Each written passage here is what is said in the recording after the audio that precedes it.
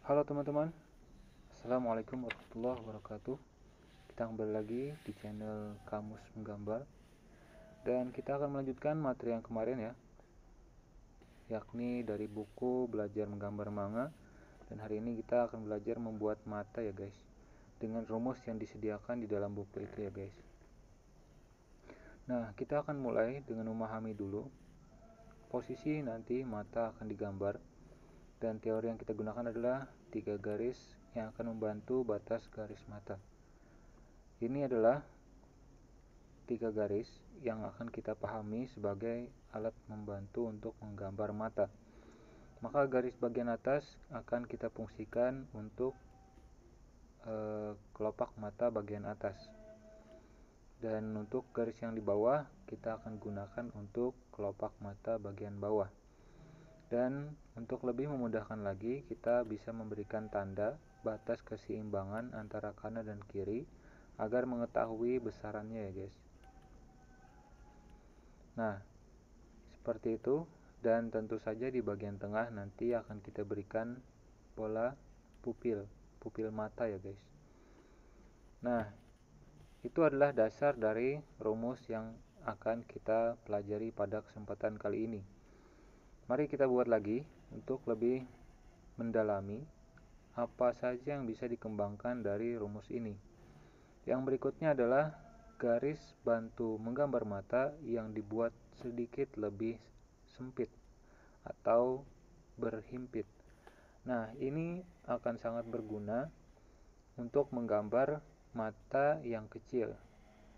Nah, kita buat juga pola untuk membantu kita dengan garis menggambar bantuan yang lebih besar yang nantinya akan kita gunakan untuk mempelajari cara menggambar mata yang cukup besar.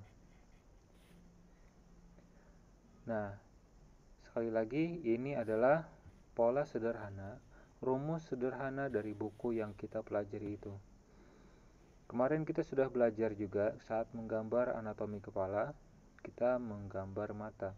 Kemudian pada saat kita belajar anatomi rambut, di situ kita skip bagian mata karena kita sudah belajar.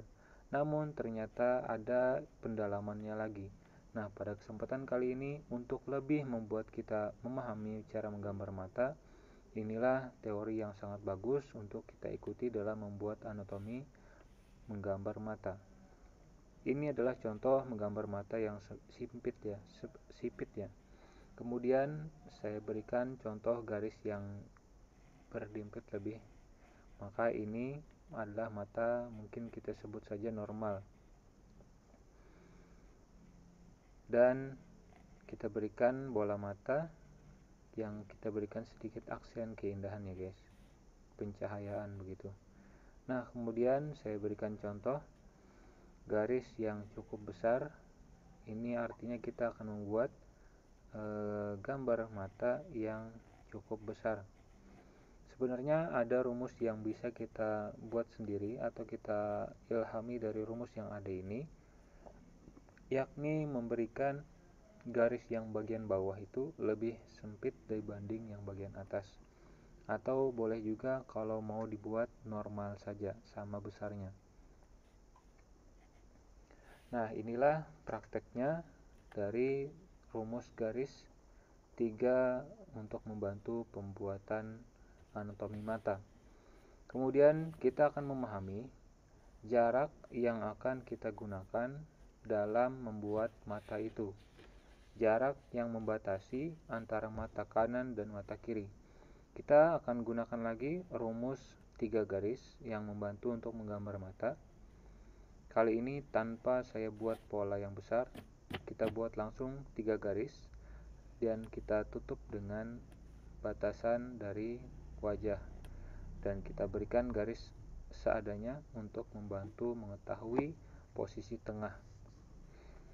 Nah, setelah kita berikan garis seperti ini, kita harus perhitungkan secara intuisi mungkin, secara insting mungkin, bahwa jarak antara dua mata ini adalah sebanyak satu mata.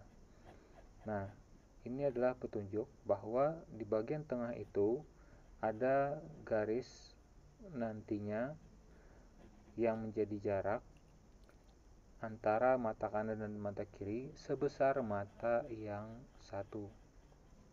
Jadi, itulah rumus dalam membuat mata dalam teori membuat gambar manga. Nah, ini adalah contoh. Kita berikan pupil atau bola pupil mata. Dan perlu diingat lagi bahwa kita sedang belajar dalam teori untuk mengetahui jarak antar mata kanan dan mata kiri. Di sini kita berikan batas pengingat bahwa jaraknya adalah kanan dan kiri, yakni sebuah mata, sebesar satu buah mata. Nah, teman-teman, seperti itu, sangat mudah bukan? Baik, mari kita kembali mempraktekkan rumus 3 garis untuk membuat sebuah mata.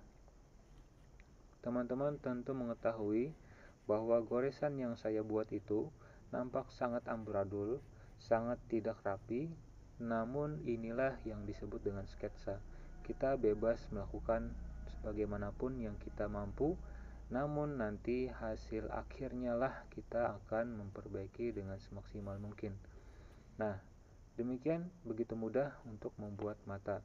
Mau dibuat beberapa kali pun, dalam waktu yang sesingkat apapun, apabila sudah terbiasa, nanti akan terus menjadi sebuah mata.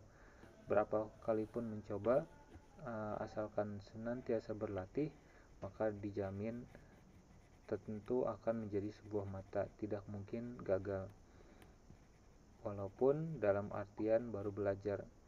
Nah, meskipun demikian juga, tentu saja yang namanya mencoba untuk membuat sesuatu itu perlu belajar, ditambah lagi dengan yang namanya belajar menggambar. Menggambar itu perlu visual yang menjadi contoh yang akan muncul dalam pejaman mata kita atau imajinasi kita. Nah, ini adalah alis. Jadi pada kesempatan kali ini juga dalam teori yang di dalam buku tersebut diberikan rumus alis, bahwa alis itu menjadi bagian yang berada di bagian atas mata. Nah, berikut cara membuat alis. Di rumus tersebut dicontohkan kita buat dulu garis dasar, garis awal, dan kita berikan garis lanjutan yang mengarah ke atas beberapa, kemudian yang mengarah ke atas lagi dari sisi yang lain untuk menjadikan dia alis yang berbulu natural.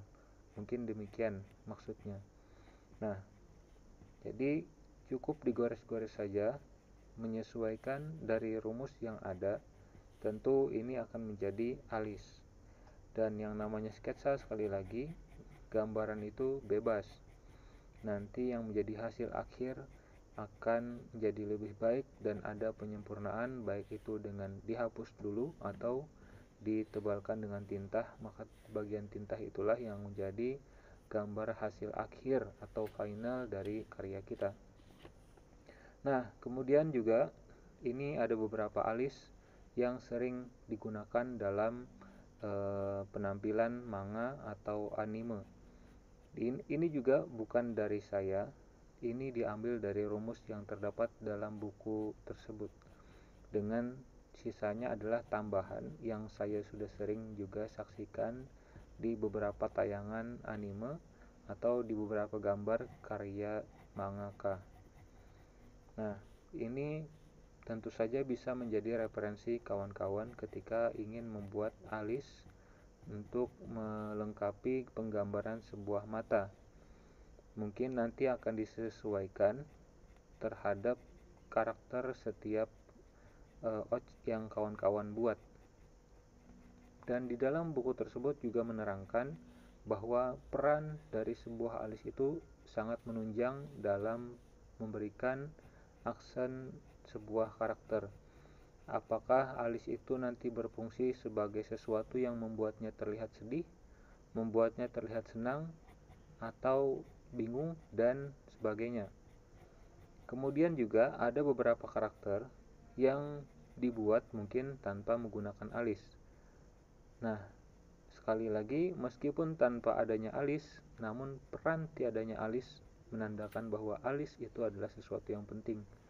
Ketika tiada alis, maka biasanya karakter tersebut memiliki sifat dingin atau pendiam atau mengerikan, psikopat dan sebagainya. Nah, inilah beberapa contoh yang menjadi cara membuat gambar mata dan juga dilengkapi dengan alis. Nah, kemudian yang menjadi praktek terakhir adalah bagaimana kita bisa menggores sebagaimanapun caranya dengan rumus yang sudah kita berulang kali pelajari. Tentu akan membuat tangan kita, imajinasi kita, pandangan kita terhadap gambar atau goresan yang kita buat mendorong untuk menghasilkan sebuah mata. Tidak perlu berbicara tentang pengalaman membuat mata. Yang penting di saat ini atau di saat tertentu kawan-kawan membuat sebuah goresan yang niatnya untuk membuat mata, maka lambat laun hasilnya akan menjadi sebuah mata. Dicoba saja, jangan ragu-ragu. Mulai saja dengan mengambil pensil, kertas kosong, kemudian mencoret-coretnya sebagaimana saya membuatnya. Tiada keraguan, tiada kehati-hatian untuk terlihat jelek dan sebagainya, karena sekali lagi kita masih belajar, kita masih berproses, dan ini adalah teori yang kita gunakannya adalah basicnya adalah sketsa. Nah, nanti dalam beberapa waktu kita akan belajar menggunakan digital, yang di sana adalah beberapa karya-karya finishing.